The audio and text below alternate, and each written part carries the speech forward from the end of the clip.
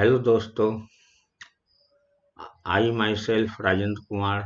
I have done BTech in Electronics and Communication from WITS Ranchi University. I have been a long experience of teaching like NEET, JEE Mains, JEE Advanced, etc. पिछले class में हमने आपको इलेक्ट्रोस्टैट के electric charge and fields के बारे में बताया था हमने और कंसेप्ट दिया था। आज हम उसका यूटिलाइज करेंगे, कैसे इलेक्ट्रिक फील्ड पता लगाएंगे। तो electric field due to uniformly charge ring arc etcetera, और ये नीट को ध्यान में रख के बनाया गया है और जेई मेंस को ध्यान में रख के बनाया गया है। हालांकि इसमें डेरिवेटिव भी होंगे जो 12th क्लास में पूछे जा सकते हैं और फुल डेरिवेशन में कराऊंगा। बहुत सारे कंसेप्ट जो है तभी याद होते हैं जब उसकी डेरिवेशन पता हो, तब फॉर्मूला तब याद रहते हैं। आप सब लोगों ने बहुत पसंद किया मेरा पिछला वीडियो। अगर जिन्होंने पिछला वीडियो नहीं देखा है तो जस्ट यूट्यूब पर जाए और राजेंद्र सर फिजिक्स टाइप करें, आपको मेरा पुराना वीडियो सब मिल जाएगा। अब यहाँ पर आते हैं electric field due to uniformly charge ring. आगे जोड़ देते हैं एट ए पॉइंट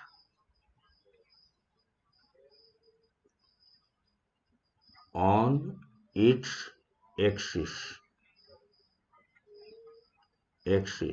ओके, यानी ये एक्सिस है, ये रिंग का एक्सिस ये हुआ, तो यहाँ पर ये पॉइंट भी है, यहाँ पर इलेक्ट्रिक फील्ड पता लगाना है। तो सबसे पहले तो इसको एक चार्ज डिस्ट्रीब्यूटेड है, पॉजिटिव भी कंसिडर कर सकते हैं, नेगेटिव भी। तो चलिए पॉजिटिव चार्ज कंसिडर करते हैं, यूनिफॉर्मली डिस्ट्रीब्यूटेड है पूरे रिंग पर।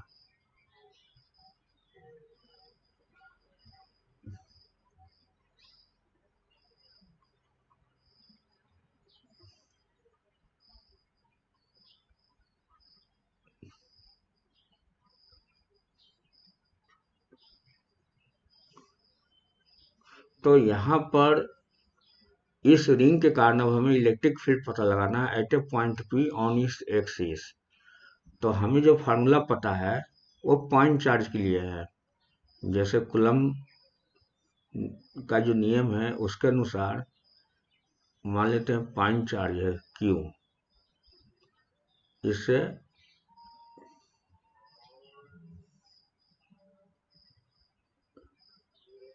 इससे आर डिस्टेंस पर कोई पॉइंट है पी।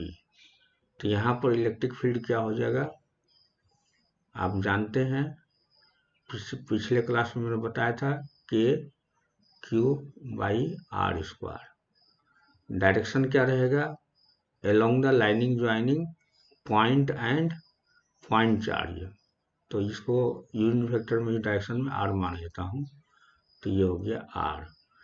लेकिन यहाँ तो कोई पॉइंट चार्ज है नहीं, तो ऐसे केस में क्या कर सकते हैं, कूलम्ब्स लॉ डायरेक्ट नहीं यूज कर सकते हैं। हाँ, एक काम कर सकते हैं कि इस पूरे रिंग को स्मॉल स्मॉल एलिमेंट में ब्रेक कर दें। मान लेते हैं यहाँ डीएल लेंथ लिया, ये लेंथ हमने क्या लिया, डीएल लेंथ, जो बहुत स्मॉल है, और उस डीएल लेंथ पर चार्ज कितना है, मान लेते हैं उस पर चार्ज भी स्मॉल होगा, तो वो डी क्यू है, राइट। अब इसी तरह स्मॉल एलिमेंट ये है, ये है, ये है, ये है, कंसिडर करेंगे सब पर charge D Q D Q D Q D Q D Q charge है सभी पर। तो डी क्यू चार्ज इतना छोटा है कि उसे हम पॉइंट चार्ज के रूप में कंसिडर कर सकते हैं। डी क्यू को पॉइंट चार्ज के रूप में कंसिडर कर सकते हैं, पॉइंट चार्ज। और तब तो ये फार्मूला अप्लाई कर सकते हैं कूलम्ब्स लॉ के अनुसार, जो फार्मूला इलेक्ट्रिक फील्ड का यूज बिल्कुल कर सकते हैं। तो मान लेते हैं यहाँ पर मैं लिख देता हूँ consider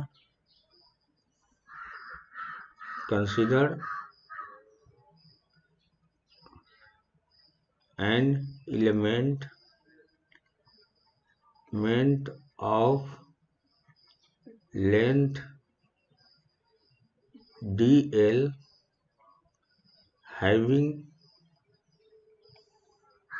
having charge D Q, right. तो यहाँ पर अब देखते हैं कि मान लीजिए फील्ड अगर निकालना है, डीएल लेंथ यहाँ डी क्यू चार्ज है, तो डी क्यू और उस पॉइंट को ज्वाइन करने वाली ये जो पॉइंट है, ये जो पॉइंट है और ये जो चार्ज डी क्यू, इसको ज्वाइन करने वाली लेंथ क्या है, आर। तो इसी डायरेक्शन में इलेक्ट्रिक फील्ड एक्ट करेगा। ये हो गया, यहाँ मान लेते हैं ये है डीई इलेक्ट्रिक फील्ड। तो ये डीई इलेक्ट्रिक फील्ड है।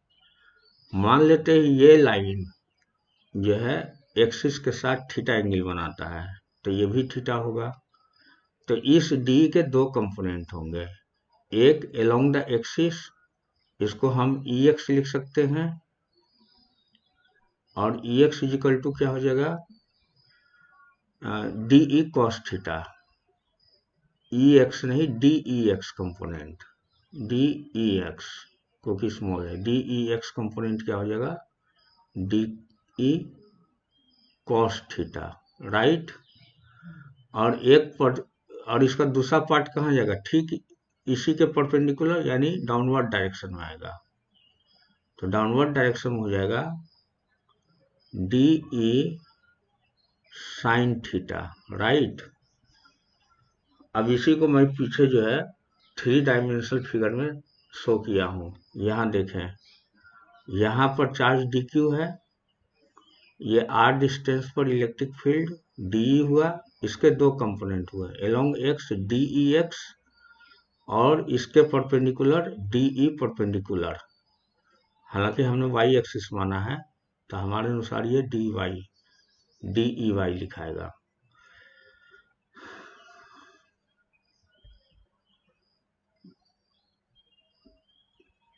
तब यहाँ पर मैं बता देता हूं कि डी ई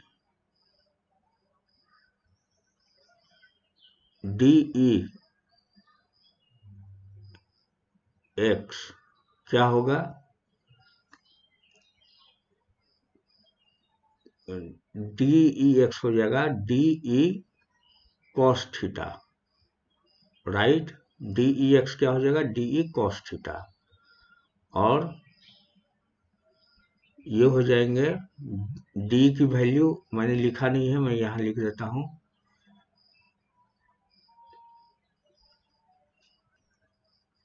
यहाँ पर इसको अभी छोड़ दें, मैं इसे हटा देता हूँ, पहले डी का वैल्यू लिख देता हूँ।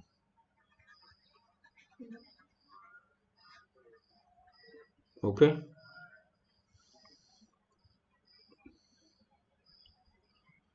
तो small D E in general क्या होगा कहीं पर भी, तो इस पॉइंट पर हम निकाल रहे हैं, तो इस पॉइंट पर हो जाएगा के, चार्ज क्या है इस पर, D Q by R square. Okay,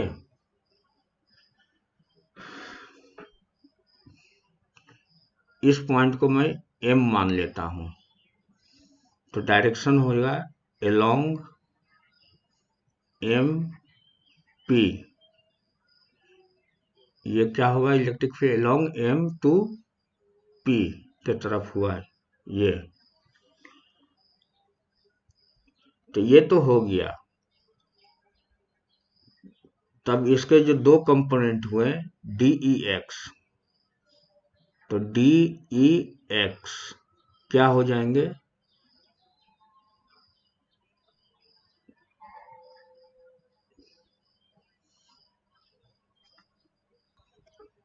तो डी ई एक्स हो जाएगा डी ई कॉस थीटा, और एक परपेंडिकुलर कंपोनेंट होगा ये जो परपेंडिकुलर कंपोनेंट होगा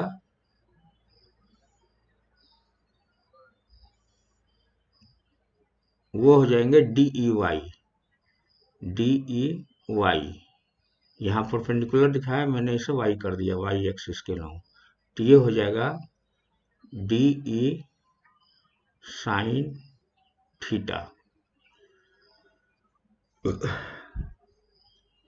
अब एक चीज है कि यहां पर ये तो आ गया, ठीक। अगर मैंने यहाँ एक सेक्शन कंसिडर किया डीएल लेंथ का ही, डीएल लेंथ का ही लेना है पूरे रिंग पर, और यहाँ भी चार्ज डीक्यू है, तो इसके कारण यहाँ पर इलेक्ट्रिक फील्ड होगा। बिल्कुल, इसको लाइन ज्वाइन करें हम, एक मिनट थोड़ा अच्छा से ज्वाइन कर देता हूं। तो ये हो गया, तो इसके कारण भी क्या हो जाएगा, डीई। डायरेक्शन अपोजिट है तो इसको अलग भी लिख सकते हैं, लेकिन मैग्नीट्यूड सेम है। ये DE2 हो गया, ये DE1 मान लें आप, तो दोनों की मैग्नीट्यूड जो है सेम है, DE1 या DE2, दोनों वेक्टर क्वांटिटी हैं तो मैग्नीट्यूड सेम होंगे। क्यों? क्योंकि यहां से ये डिस्टेंस r है और ये x है और ये थीटा है, तो थीटा यहां भी आएगा, ठीक। और यहां से ये लाइन भी जो है r है, ये x है, सब कुछ वही है, तो फिर DE2 का डायरेक्शन अलग होगा लेकिन मैग्नीट्यूड इक्वल होगा। अब DE को भी दो पार्ट में ब्रेक कर सकते हैं, एक along the axis perpendicular to axis, वो यहाँ दिखाया गया 3D में। यहाँ देखें 0.2 वाला, 1 तो मैंने एक्सप्लेन कर दिया, 1 का तो ये हो गया DE1, D और DE2 इसका है जो उसके जस्ट ऑपोजिट सेक्शन कंसिडर किया है, ठीक। तो इलेक्ट्रिक फील्ड क्या होगा total,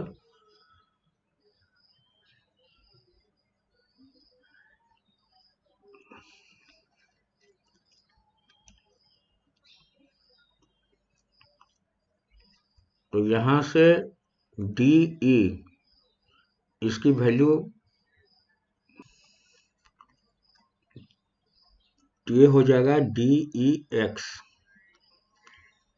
is equal to DE का हो गया K small DQ charge by distance R square, तो R स्क्वायर है यहाँ पर, ये डिस्टेंस हो गया R स्क्वायर। अच्छा, अगर DEX पता लगाया हमने, अगर DEY निकालना हो तो DEY क्या हो जाएगा, ये हो जाएगा K DQ by R square, right.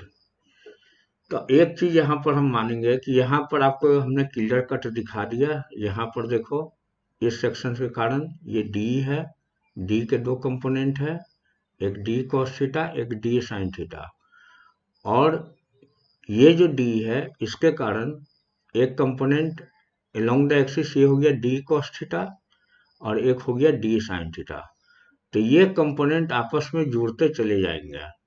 जैसे यहाँ इस D के कारण एक D cos थीटा हुआ, इस D के कारण एक D cos थीटा हुआ, लेकिन ये इक्वल एंड अपोजिट है, तो इक्वल एंड अपोजिट है तो ये कुल मिला के तो फिर जीरो हो जाना चाहिए। यहाँ तो वैल्यू हमने लिखा है, लेकिन वेक्टर सम करेंगे दोनों का तो जीरो हो जाएगा। तो एक चीज हम क्लियर कर लें, ये डीएल सेक्शन जैसे ऊपर कंसिडर किया था यहाँ कंसिडर किया है, अब यहाँ पर तो दिखा रहा है कि दोनों इक्वल एंड अपोजिट है तो कैंसिल हो जाएगा, तो ये हर पेयर के लिए होगा। अगर यहाँ हमने डीएल कंसिडर किया तो फिर यहाँ एक डीएल कंसिडर करना पड़ेगा, इसके कारण एक्सियल कंपोनेंट तो ऐड हो जाएंगे डी cos थीटा, और वर्टिकल कंपोनेंट परपेंडिकुलर कंपोनेंट फिर वही आएगा D sine theta downward direction, दोनों कैंसिल हो जाएंगे। तो इस तरह से हर पेयर के लिए अवेलेबल रहेगा। तो हम ये ओवरऑल हम ये लिख सकते हैं कि अगर EX निकालना हो, ठीक, तो हमें क्या करना पड़ेगा, DE को इंटीग्रेट करना पड़ेगा। इंटीग्रेट का मतलब होता है समेशन, हमेशा याद रखें इंटीग्रेट का मतलब होता है समेशन, मतलब सम अप कर रहे हैं। कैसे कर रहे हैं? फील्ड एक ही सेक्शन का हमने कंसीडर किया है, ये डीएल, तो ये डीएल डीएल या डीक्यू डीक्यू चार्ज से बना हुआ है पूरा रिंग। तो डीक्यू डीक्यू चार्ज से बना हुआ है तो DE D small electric field exist करता जाएगा, और सबको अगर इंटीग्रेट कर दें, इंटीग्रेट मतलब सम कर दें, तो total electric field E x बन जाएगा। ये हो गया ई एक्स, राइट। तो फर्दर ये क्या हो जाएंगे, D D cos theta, D cos theta. एक बार फिर मैं बता रहा हूँ, जैसे दो अपोजिट कंपोनेंट लिया तो D cos theta plus D cos theta, तो टू डी कॉस थीटा नहीं लिखना है। एक्चुअली क्या है कि हर पेयर जब कंसीडर करेंगे डीएल और एक अपोजिट, फिर डीएल और उसका अपोजिट, तो ये डी डी बढ़ते जाएंगे, तो उसका समेशन ले कंसीडर करेंगे। बहुतों को ये लगता है कि टू डी कॉस थीटा होना चाहिए, नहीं। और साथ में वर्टिकल कंपोनेंट भी कैंसिल होते जाएंगे, इसलिए हम ई वाई यहाँ लिख सकते हैं, E Y is equal to summation of D E Y that is equal to 0। अब आपको क्लियर हो गया जीरो क्यों हुआ।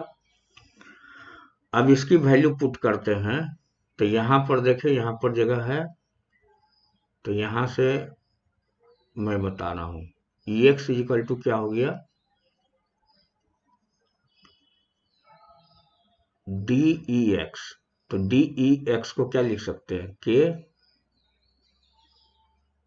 D Q by R square into cos theta, right. ये होगा पूरा। तब यहां से कॉस थीटा की वैल्यू देखें क्या होगा, K D Q by R square into cos theta. तो इस ट्राइंगल में देखें, ये ट्राइंगल देखें,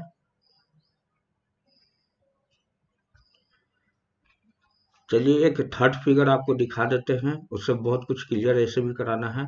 यहाँ देखें, ये 3 डायमेंशनल फिगर में दिया हुआ है रेडियस कितना है ए, इस रिंग का रेडियस कितना दिया हुआ है, रेडियस ए, ठीक। और डिस्टेंस जहां पर निकालना है एक्सिस पर डिस्टेंस कितना है, एक्स। और ये क्या है, आर है, जो अभी तक आर मानते आए हैं। तो आर की वैल्यू क्या होगी, it is just 90 degree, so x square plus A square ये हो जाएगा। तो यहीं से कॉस थीटा सोचे क्या होगा, यहीं से कॉस थीटा सोचे कि क्या होगा। तो कॉस थीटा क्या हो जाएगा, पर बेस अपॉन हाइपोटेन्यूज। तो बेस क्या हो गया, एक्स, और हाइपोटेन्यूज कितना हो गया, X square plus A square to the power 1/2, right. तो पिछला हम देखते हैं यहाँ, इसे फिर फर्दर कर सकते हैं, कॉस थीटा को भी कॉस थीटा ही रहने दें, ठीक। ये हो जाएगा के, तो फर्दर हम ई एक्स लिख सकते हैं,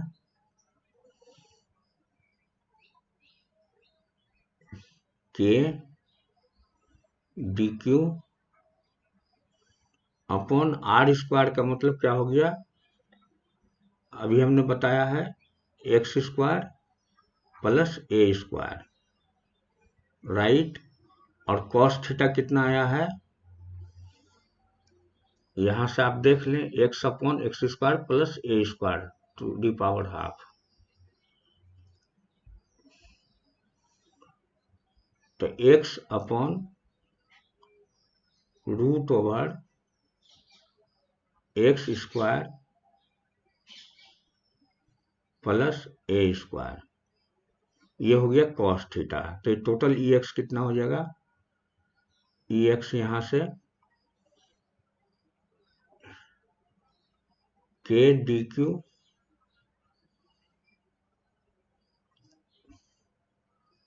x upon X square plus A square to the power 3/2। अब इसे इंटीग्रेट करना है, तो इंटीग्रेट करने से पहले जो कांस्टेंट टर्म होते हैं उसे बाहर कर देते हैं। के तो ऑलरेडी कांस्टेंट है, एक्स भी कांस्टेंट है, ये देख सकते हैं डिस्टेंस जो है, यहाँ मैं बता देता हूँ 3 डायमेंशनल में। ये देखें एक्स तो कांस्टेंट है क्योंकि पॉइंट यहीं पर पता लगाना है, सभी सेक्शन का, सभी एलिमेंट का इलेक्ट्रिक फील्ड कहाँ पता लगाना है, यही पी पर। एक्स कांस्टेंट है, ए कांस्टेंट है, और ये जो डिस्टेंस है आर यानी √(x² + a², ये भी कांस्टेंट है। तो सभी कांस्टेंट को बाहर निकालना होगा। तो चलिए इसको नेक्स्ट पेज में हम कराते हैं। तो यहां से Ex क्या हुआ,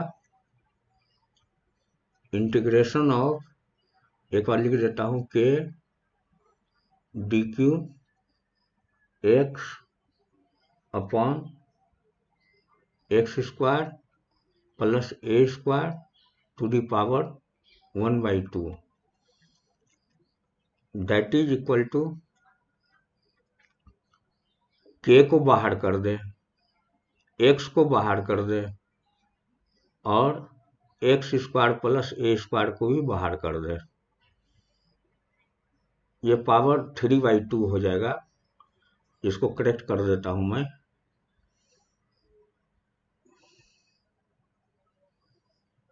ये पावर 3/2 होगा।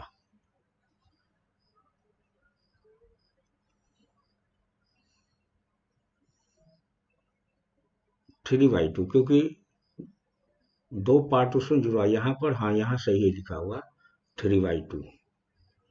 चलिए 3/2 हो गया। और इंटीग्रेशन ऑफ सिर्फ किसका रह गया, dq, यानी समेशन ऑफ dq। तो कहाँ से कहाँ राउंड मान रहे हैं, यहाँ पर स्टार्ट किया तो मान लेते हैं एलिमेंट जो dl लिया है, dl के स्टार्टिंग में 0 चार्ज है, फिर एलिमेंट dl का dq हुआ, फिर dq dq dq dq, ये सब जुड़ते चले जाएंगे। तो यहाँ पर ये हो गया 0 से स्टार्ट किया और पूरी रिंग, एक बार पूरी रिंग घूम कर आ गया, तो टोटल चार्ज Q हुआ। यानी ये हमने मान लिया, यहाँ पर लिख देते हैं टोटल चार्ज डिस्ट्रीब्यूटेड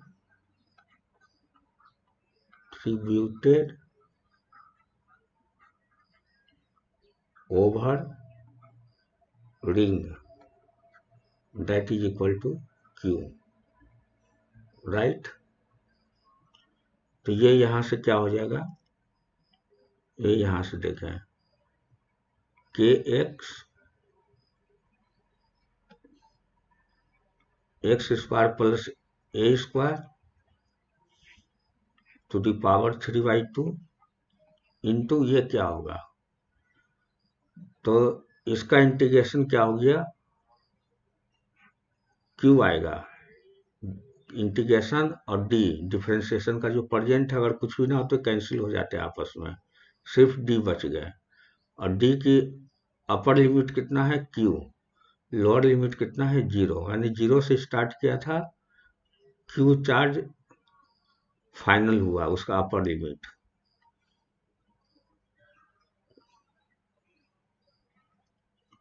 तो यहां से Ex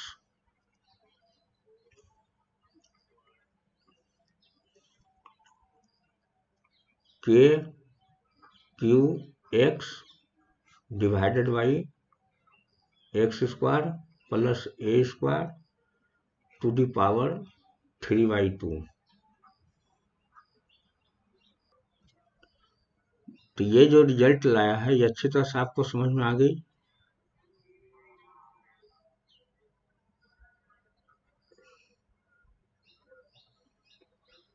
तो बस ये चीज आप हमेशा ध्यान में रहें, आप 3 फिगर बनाने में थोड़ा सा कंफ्यूज कर जाएंगे कि ये जैसे है पेरिफेरल है, सरकमफ्रेंस है, ठीक, यहां से यहां अगर ये पूरा घूमेंगे पूरा घूमेंगे तो ये जो डिस्टेंस है आर, ये क्या चेंज करेगा? नहीं। और ये एक्सिस पर जो डिस्टेंस वो भी नहीं चेंज करेगा। और ये तो रेडियस है, रेडियस तो चेंज करेगा ही नहीं।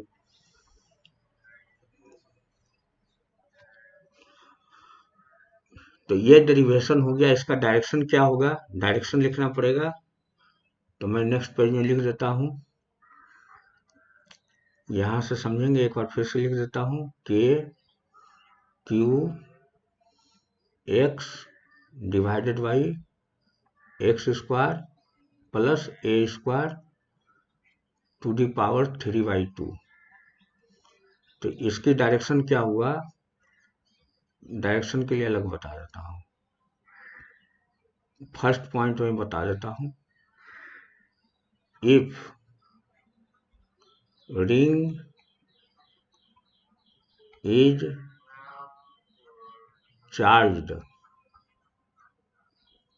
with positive charge,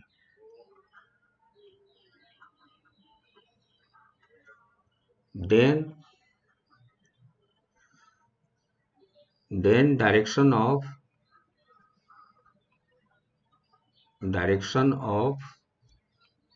electric field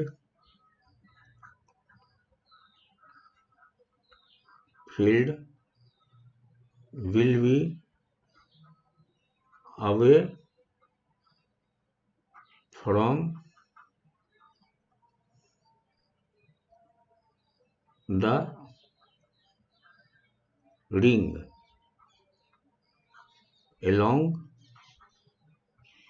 its axis।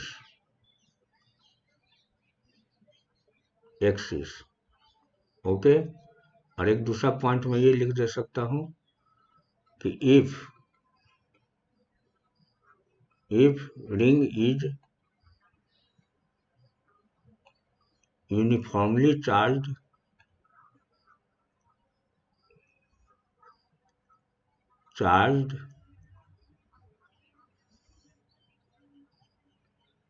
with negative charge,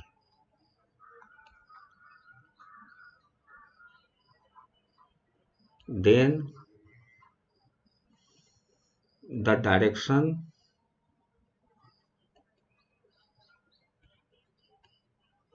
of electric field will be towards center of ring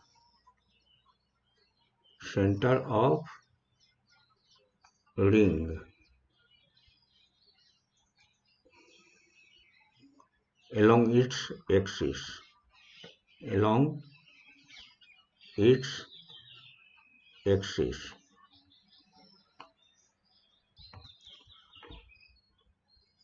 हाँ, अब हम यहाँ पर एक स्पेशल केस लेते हैं।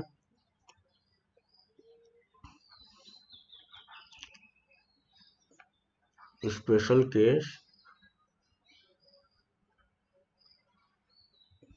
1। स्पेशल केस क्या है कि यहाँ पर देखें आप, यहाँ पर हुआ इलेक्ट्रिक फील्ड नेट इस डायरेक्शन में हुआ, ठीक। अब ये डिस्टेंस के साथ वेरी तो करेगी। अगर डिस्टेंस मान ली तो बहुत क्लोज है, रिंग के नजदीक है या सेंटर पर है, तो इलेक्ट्रिक फील्ड सेम तो रहेगी नहीं, और हर जगह चेंज होती रहेगी। अगर एक्स जो सेंटर से डिस्टेंस है पॉइंट के तरफ, अगर वो बहुत दूर चला जाए तो कुछ और होगी वैल्यू। लेकिन ये जो वेरिएशन हो रहा है कहीं ना कहीं मैक्सिमम वैल्यू तो आएगा। तो मैक्सिमम वैल्यू निकालना है हमें कि मैक्सिमम वैल्यू इलेक्ट्रिक फील्ड का क्या होगा। स्पेशल केस में पहला ये पता लगाने जा रहा हूं, what is the maximum value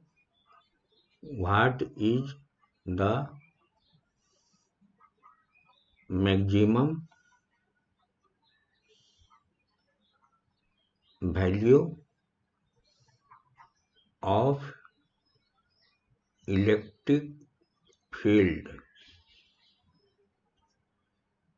due to charge reading, charge reading. तो ये क्या होगा? तो इसके लिए ये करना पड़ेगा, नेक्स्ट पेज में बता देता हूँ, नहीं यही यहाँ तो है स्पेस, में यही बता देता हूँ। तो इसके लिए मैक्सिमा निकालने के लिए इसको डिफ्रेंशिएट करना पड़ेगा और उसे जीरो इक्वेट करना पड़ेगा, यानी D E x upon D x, क्योंकि एक्स वेरिएबल है यहाँ, एक्स जैसे जैसे वेरी करेगा वैसे वैसे इलेक्ट्रिक फील्ड की वैल्यू जो है वेरी करेगा, तो इसे इक्वेट करना पड़ेगा जीरो। तो यहाँ पर देखें, यानी डी वाई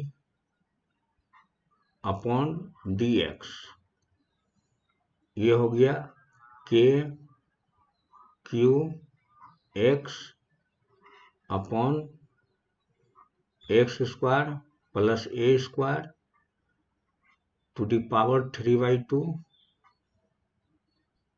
और ये हो गया डिफरेंशिएशन, इसे जीरो होना पड़ेगा।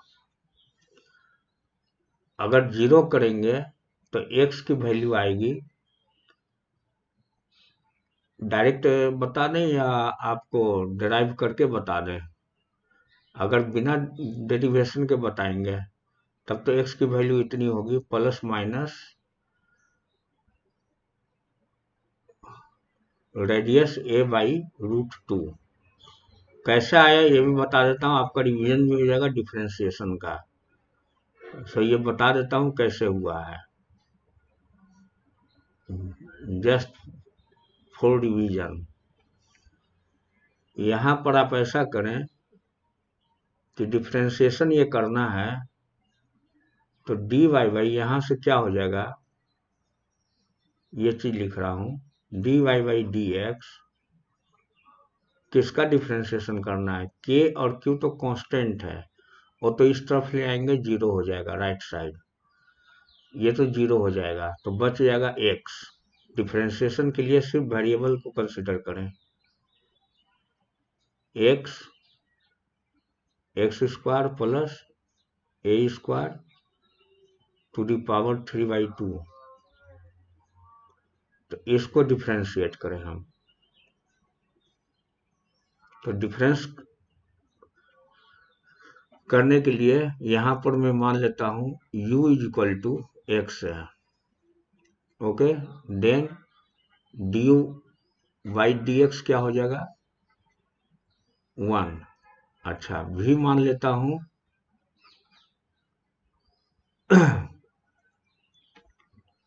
भी मान लेता हूं डिनोमिनेटर को, ये हो गए X square plus A square to the power 3/2 है, तो डीवी बाई डी एक्स इसका क्या हो जाएगा, डीवी बाई डी एक्स, तो ये हो जाएगा बाई फार्मूला 3/2। ये सबको मैंने बताया था कि अगर पावर में है तो डिफरेंशिएशन में सबको जो है सिंगल यूनिट मान लेते हैं, उसको जस के तस लिखिए और जो पावर है पावर के अनुसार पहले करें, तो पावर बगल में लिखा गया प्रोडक्ट के रूप में, कोफिशिएंट के रूप में, उसके बाद x square plus A square, याद आ रहा है आपको, आपने तो पढ़ा ही होगा डिफरेंशिएशन, ये 3/2 है तो ये क्या हो जाएगा 3/2 - 1। तो फार्मूला इन जनरल क्या होता है, अगर एक्स एन हो, अगर एक्स एन हो तो एन एक्स एन -1, रिवाइज हो रहा है आपका। तो ये इस पूरे यूनिट को आप एक माने और सिर्फ पावर को कंसिडर करें, ये होगा। अच्छा, अभी पूरा नहीं हुआ है कंप्लीट, अभी कंप्लीट नहीं हुआ है, फिर यहाँ पर अगर x के अलावा अलग टर्म है तो उसको भी करना पड़ेगा। यहाँ एक्स स्क्वायर है प्लस ए स्क्वायर है, तो एक्स स्क्वायर का 2x और a का 0, तो ये हमारे पास बचा 3/2। अच्छा, ये 2 और ये 2 कैंसिल हो जाएगा, तो ये 3/2 नहीं लिखा है, इसका वैल्यू हो जाएगा 3x x square plus A square, right.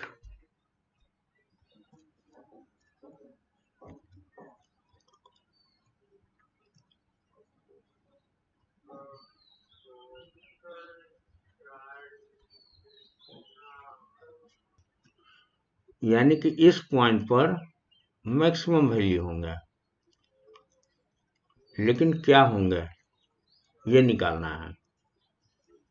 तो पुटिंग दिस वैल्यू,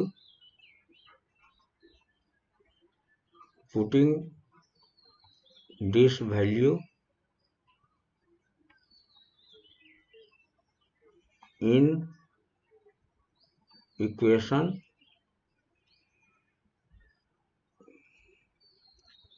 चलिए इसको 1 मान लेते हैं, equation 1, okay. In equation 1 we have, क्या था, एक बार मैं पहले लिख देता हूं, E X is equal to K Q X था, तो एक्स के जगह पर आ जाएगा plus minus A by root 2 divided by, नीचे क्या आ जाएगा, नीचे था X square plus A square 3/2, तो इधर हो जाएंगे एक्स के जगह पर अब आ जाएंगे ए बाई रूट 2 और जो है एक सेकेंड,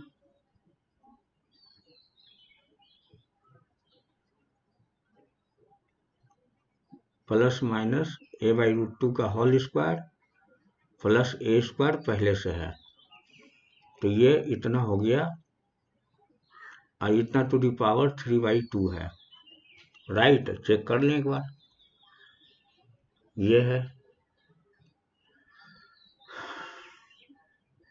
ये है एक्सप्रेशन।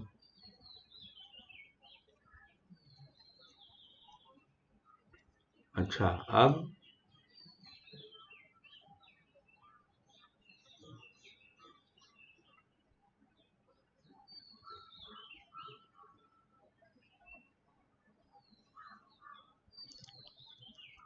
ई एक्स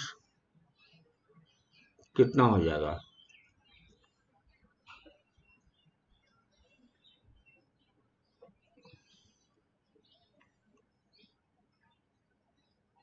प्लस माइनस तो एक साथ लिख देते हैं, plus minus K Q A upon root over 2 divided by, अब ये क्या हो जाएंगे, ए स्क्वायर बाई 2 होंगे, तो ए स्क्वायर बाई 2 क्या होंगे, ये 3 A square by 2, 3 A square by 2, सही है। देखिए यहां से ये हो गया ए स्क्वायर बाई 2, तो 2 से इधर इधर 2 हो गया, तो 2 और 1 3, तो 3 ए स्क्वायर और ये हो जाएगा 2, तो बिल्कुल सही है। अच्छा, अब यहाँ देखें, ये ए से ये ए कैंसिल हो गया, तो हमारे पास बच गया के, ओके, क्यू अपॉन 3, और ये बाई रूट 2 है और ये 2 है, तो ये 2 कैसे हो जाएगा, अगर हम इसे root over 2 into root over 2 लिख दें, तो ये और ये एक कैंसिल हो जाएगा, तो ऊपर रूट 2 बच जाएगा, तो ये हो जाएगा इंटू रूट 2, इसको फिर से लिख दें, रूट 2 बाई 3,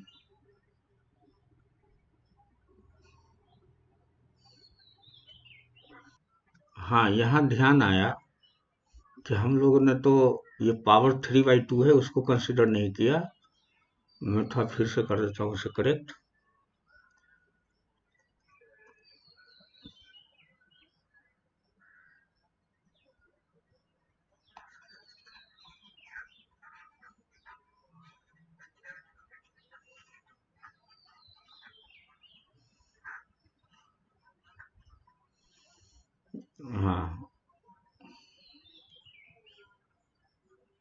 ये छूट गया था, ये पावर 3/2 मिस हो गया था। अब सही लिख देते हैं, ई x equal to K Q ए, ये प्लस माइनस पहले ही जोड़ दें, डिवाइडेड बाई, ऊपर का तो √2 रह गया, तो यहाँ से हो जाएगा √2। अच्छा, इसे ब्रेक करेंगे तो इसे अच्छी तरह से देखें, ये ए स्क्वायर, ठीक, बाई 2 प्लस ए स्क्वायर, तो 3/2 ये हो जाएंगे 3/2 ए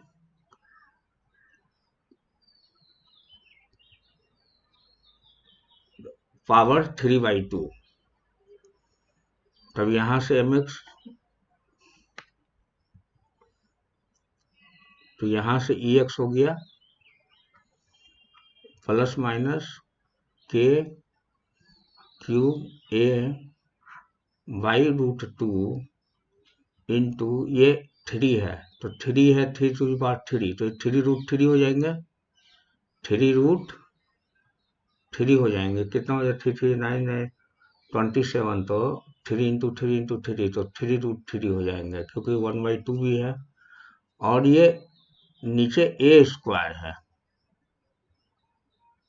नीचे इसको थोड़ा सा साफ लिख देते हैं। अब देखो ये जो सही लिखा है, पावर भी फिर मिस हो गया था। अब ये पावर और ये पावर तो कैंसिल हो जाएंगे ए का, तो a⁻³ बच जाएगा, और 2 तो पहले लिख चुके हैं, 2 का क्या होगा, नीचे लिखा है, नहीं लिखा है, नीचे 2 का हो जाएगा 2√2, क्योंकि यहाँ 2 है, 2⁻3 8, और फिर उसका रूट, तो 2√2, और इंटू ए स्क्वायर, ये कैंसिल हो गया, ये ए क्यू बच गया, ठीक। तो which implies plus minus K Q, ए तो कैंसिल हो जाएगा नीचे से, यहां से देखें ये √2 और ये √2 कैंसिल हो गया, तो 2 तो ऊपर चले जाएगा, तो इसे 2 ऊपर कर दें हम, ठीक, नीचे रह जाएगा 3√3 और ए स्क्वायर।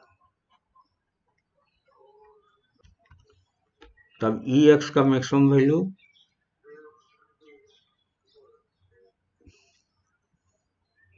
2k³/3√3 ए स्क्वायर, ये फाइनल हो गया, और दिस इज मैक्सिमम वैल्यू। तो ई को हटाकर ई मैक्स कर देते हैं,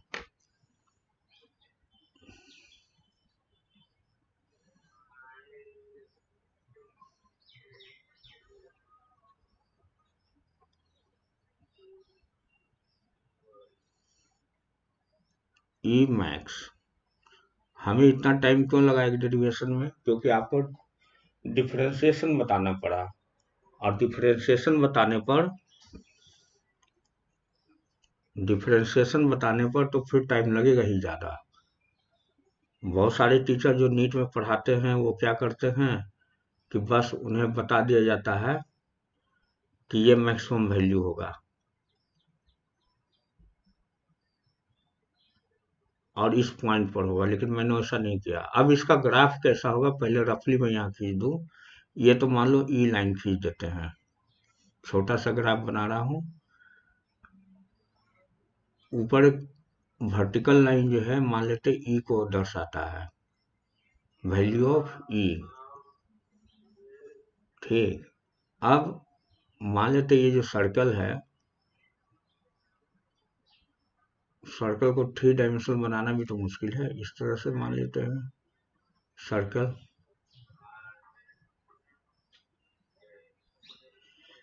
तो यहाँ पर आप देख रहे हैं कि यहाँ पर मैक्सिमम वैल्यू कहाँ गेन करेगा,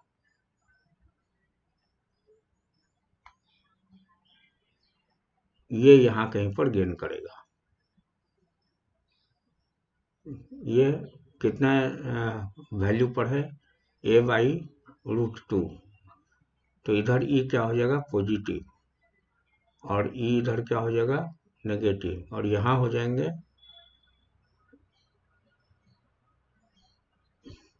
ये भी यहाँ पर ऐसे हो गए।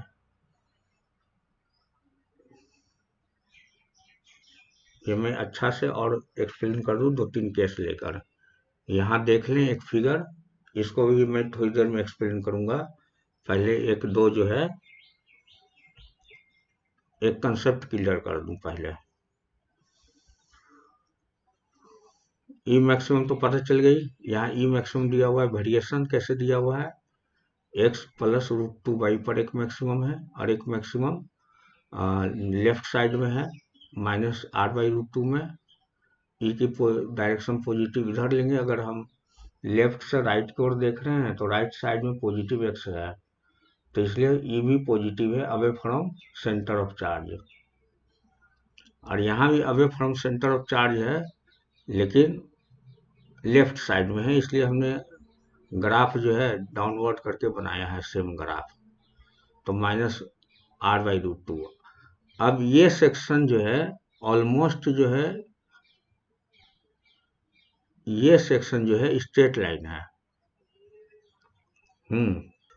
ये सेक्शन जो है ऑलमोस्ट स्ट्रेट लाइन है। अब इसका रीजन बताते हैं। मान लेते हैं हम केस 2 कंसीडर करते हैं, केस 2।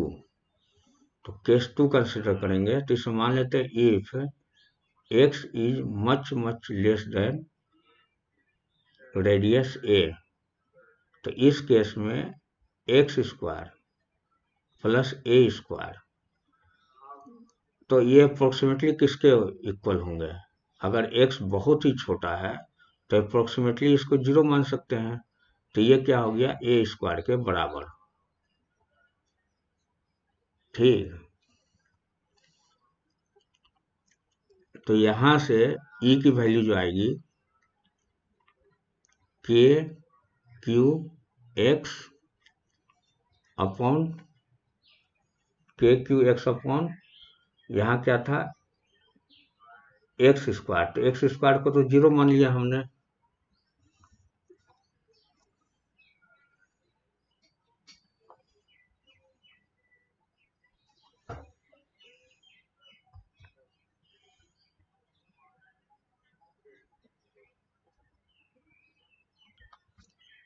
तो यहां से आपको क्लियर हुआ graph is a straight line for small x, for small x।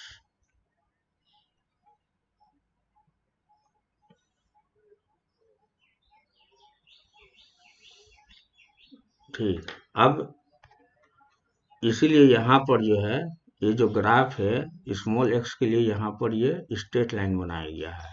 x क्या, यहीं से तो स्टार्ट है x, यहाँ से यहाँ जो है किसी पॉइंट P पर जो वैल्यू पता लगाना था, तो x जो है close to, very close to ring, तो वहां के लिए स्ट्रेट लाइन है। उसके बाद ये बढ़ते जाएगा और मैक्सिमम यहाँ पर आएगा, तो x equal two plus r/√2। और जब राइट साइड से हम देखेंगे लेफ्ट साइड की ओर, तो लेफ्ट साइड में क्या है, ये ऑपोजिट डायरेक्शन में दिखाना पड़ेगा। वैल्यू तो सेम है, मैग्नीट्यूड सेम है, लेकिन ये इंक्रीज किया, और ये ग्राफ है तो ग्राफ में तो साइन के अनुसार दिखाना पड़ेगा ना। इधर की ओर ई पॉजिटिव है, ई नेगेटिव है, यहाँ का x की वैल्यू हो गया -r/√2, तो ये हो गए। तो क्लियर हुए कि शुरू में क्या हो, और ये कहीं नहीं मिलेंगे, इन्फिनिटी पर मिलेंगे। क्यों, क्योंकि जो है ई की वैल्यू एक बार यहाँ लिख देते हैं। ई की वैल्यू क्या है kqx divided by x² plus a² to the power 3/2। तो x को बढ़ाते जाइए और खूब बढ़ाते जाइए, तो अप्रोक्सीमेटली ये जो है इसको टच करेगा।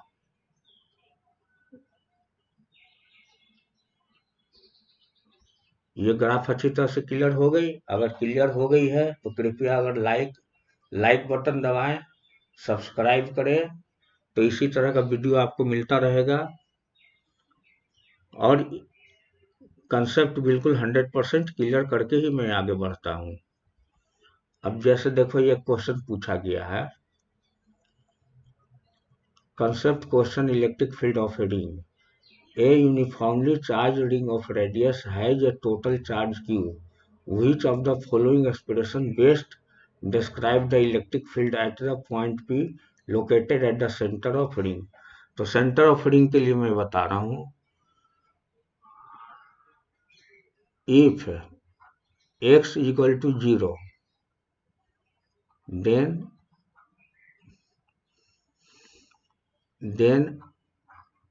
at the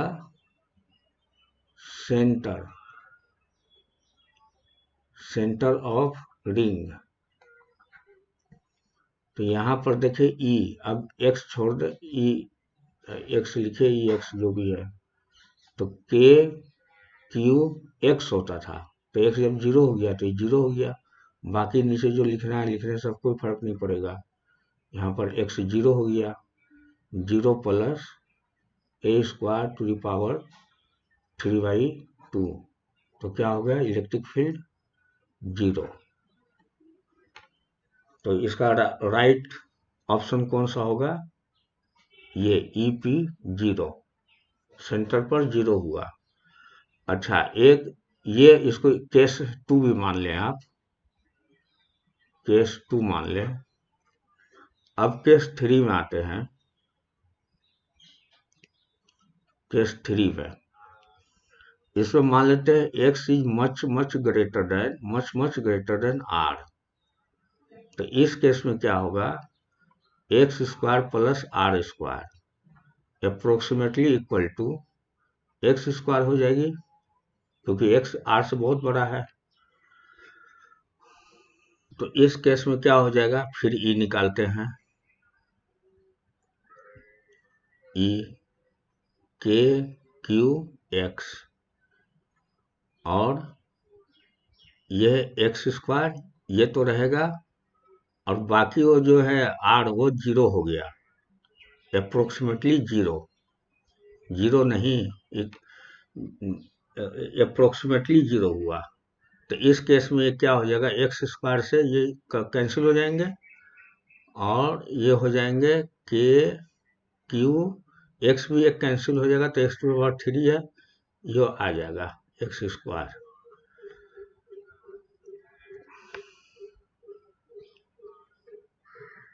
x², तो यहाँ पर E की पूरी वैल्यू हो जाएगी, K की वैल्यू लिख देते हैं पहली बार, 1/4 pi epsilon not into KQ by x²। So we can say that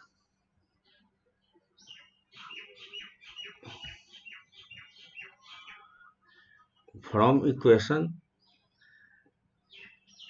1 we can say that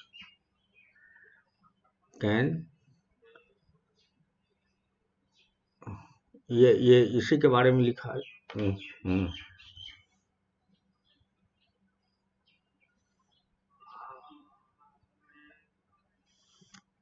We can say that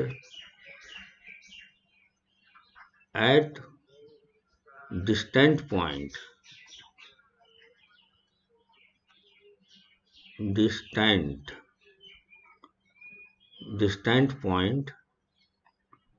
that means x is much greater than r, the charged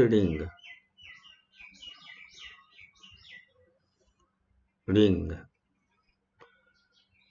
behaves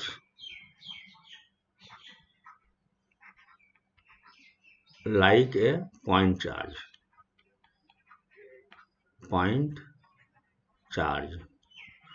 तो Coulomb's law के अनुसार तो होता ही है, point charge के लिए यही value होता है,